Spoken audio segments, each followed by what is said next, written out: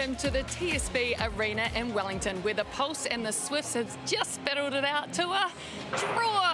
Oh, it was a fabulous match though, wasn't it, Catherine? It was, and you just can't get excited about it, can you? But it was, from start to finish, it was a fantastic game.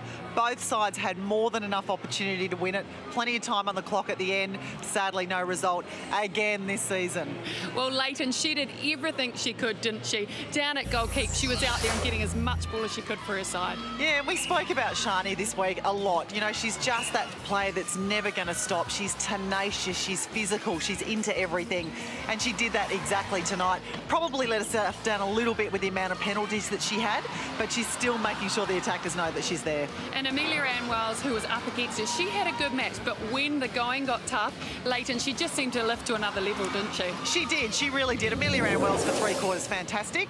Probably went missing a little bit in that last quarter, but she's young, she's inexperienced, and she's just going to learn from these experiences. And she shot well, didn't she? This is only her second full match at ANZ. She shot well, but perhaps in those last closing minutes, got a little bit tentative to look at the post. She did, and there was more than a few occasions. You could see that she desperately wanted to pass it off to Jodie Brown. She even went missing and not wanting the ball as much as she was in the first 3 quarters, but it is tough. It's really tough to just get little bits of game every now and then. She would have learned a lot from her full outing last week. She'll certainly have learned a lot from this one, even though it didn't go the way that she probably would have liked.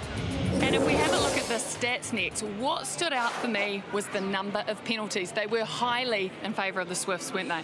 They were. I mean, they were huge on both sides, but to have 90 penalties in a game is, well, I'd love to know if it's unheard of. I'd love to know the stat on the stat.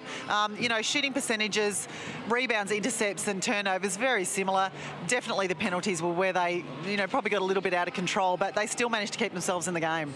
And look at the shooting stats with Thwaites and Pettit. Good to see that they took an even number of shots. Yeah, it is such an important thing, and it's so hard for defenders to then come up and battle against them, because there's not one particular shooter they need to shut down. They need to work overtime on both of them. Well, it was an important match for both sides. What will the draw mean in the context of their season? I think it's going to be a huge thing for them. They're walking away today with 1 point, both of them sitting at 4th in their conferences. 1 point is not enough to go and jump who's in front of you, so it's going to be really tough. And, you know, particularly with the Swifts now, their 3rd draw, might be something that haunts them come finals time.